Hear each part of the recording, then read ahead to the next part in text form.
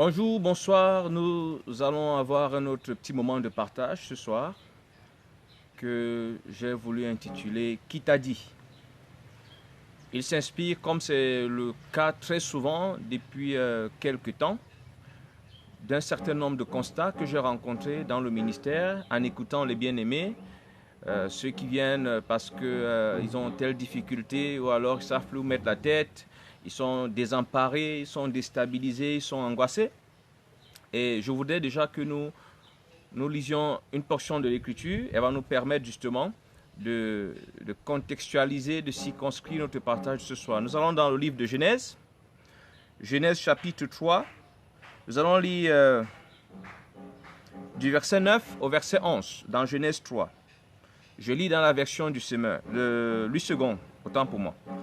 Mais l'Éternel appela l'homme et lui dit, « Où es-tu » Il répondit, « J'ai entendu ta voix dans le jardin et j'ai eu peur parce que je suis nu et je me suis caché. » Ça c'est les versets 9 et 10, verset 11. « Et l'Éternel Dieu dit, « Qui t'a appris que tu es nu? Est-ce que tu as mangé de l'arbre dont je t'avais défendu de manger ?» Il y a aujourd'hui beaucoup de personnes qui sont très angoissées, très inquiètes, très frustrées à cause de certaines opinions qu'elles sont en train d'entretenir, notamment sur la question du retard. J'ai même appris qu'il y aurait déjà beaucoup de séances de prière pour chasser l'esprit de retard. C'est possible. Mais la question que j'aimerais poser à chacune des personnes qui a l'impression d'être en retard, c'est qui t'a dit que tu es en retard? Tu es en retard par rapport à quoi? Par rapport à qui? Qui a besoin de t'informer que tu es en retard? Et par rapport à quoi ou par rapport à qui estimes-tu ou devrais-tu estimer que tu es en retard? Dans le contexte du jardin que nous avons lu, l'homme a toujours vécu dans un certain état tant qu'il était en communion avec Dieu. Il a toujours vécu dans un certain état que nous n'allons pas tout de suite décrire. Et puis un beau jour, subitement, il semble prendre conscience d'un autre état. Avant cela, il vivait dans une relation fermée avec Dieu, où tout se passait entre Dieu et lui et leur environnement qui était le jardin. Et voilà qu'un jour, monsieur découvre qu'il est nu. Et Dieu de lui poser la question, qui t'a appris? Parce que moi, sachant comment je vis avec toi, ce n'est pas moi qui t'ai donné cette information. Qui t'a donné cette information qui te pousse à agir d'une manière que je ne te connais pas? Qui vous a dit que vous êtes en retard? Ce que nous apprenons de l'histoire du jardin, c'est que lorsque l'homme commence à chuter, à échouer dans sa communion avec Dieu, il capte des informations extérieures, il se laisse pénétrer par des informations extérieures qui commencent à modifier son comportement du milieu même de l'environnement de son intimité avec Dieu. Bien-aimé, je voudrais te parler à travers cette vidéo. Si tu es effectivement en communion avec Dieu, qu'effectivement Christ est le maître de ta vie, si tu es en retard, il te fera savoir que tu es en retard. Et ce retard devrait être par rapport à son plan, à son projet pour ta vie. Et non par rapport aux opinions des hommes, aux clichés, aux standards définis par les hommes. Remarquez que chaque fois que vous commencez à raisonner dans votre statut d'enfant de Dieu, avec de telles pensées, lorsque vous commencez à vous laisser pénétrer par de telles pensées, vous avez tendance à outrepasser les limites. Vous avez tendance à vouloir vous sauver par vous-même, un peu comme Adam. Quand Adam constate qu'il est nu, il décide, sa femme et lui décident de se fabriquer des vêtements, eux-mêmes. C'est l'un des inconvénients de ce système de pensée. Quand vous commencez à avoir subitement la révélation, qui généralement ne part pas de l'écriture, elle ne part même pas de l'intimité avec Dieu, elle part parfois d'une défaillance dans la confiance que vous devez avoir à Dieu, elle part parfois de la pression du temps, la pression de l'âge, elle part parfois des opinions, des gens qui viennent un peu comme Pierre était venu avant que Jésus lui dise « Arrière de moi, Satan ». Et le plus souvent, dès que vous vous laissez pénétrer par cette exhortation ou cette interpellation, généralement, la conséquence immédiate, c'est ce besoin de vous réveiller, de vous lever, vous prendre en main. Et généralement, plusieurs font naufrage à partir de ce moment-là.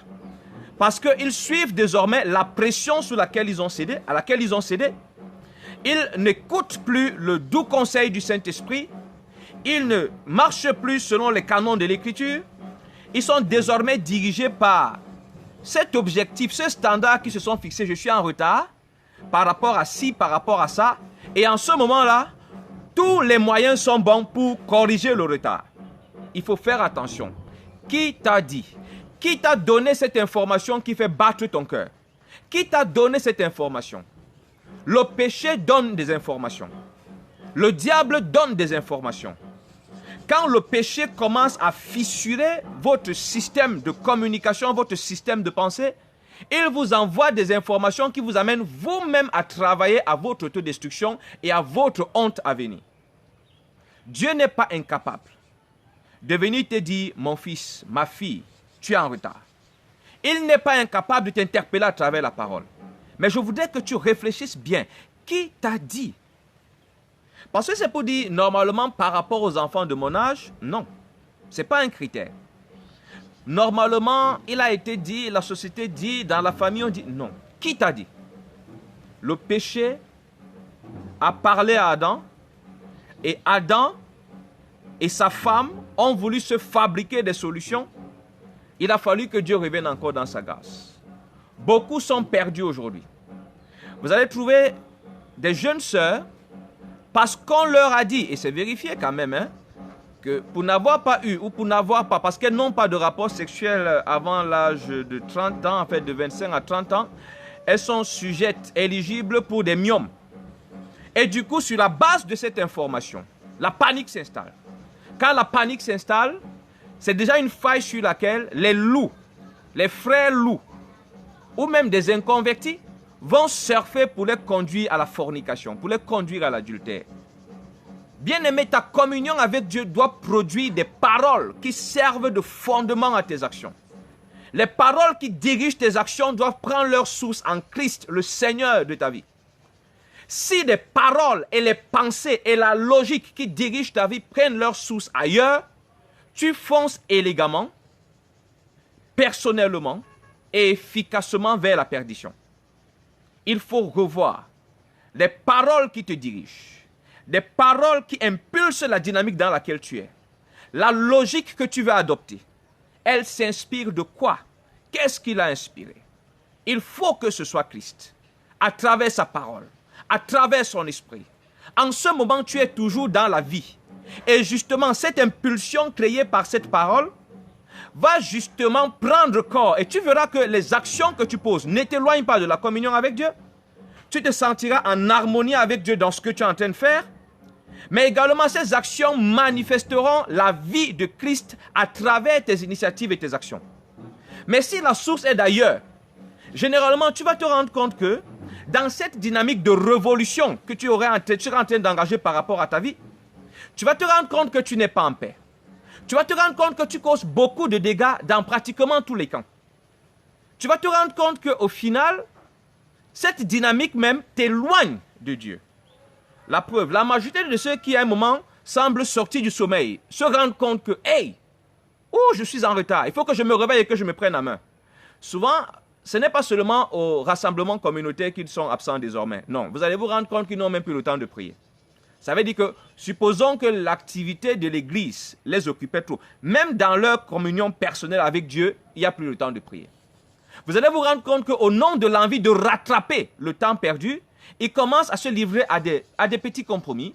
Ces petits compromis, ça va devenir désormais un système, une vie de compromission. Ils vont commencer à tolérer ce qu'ils ne toléraient pas.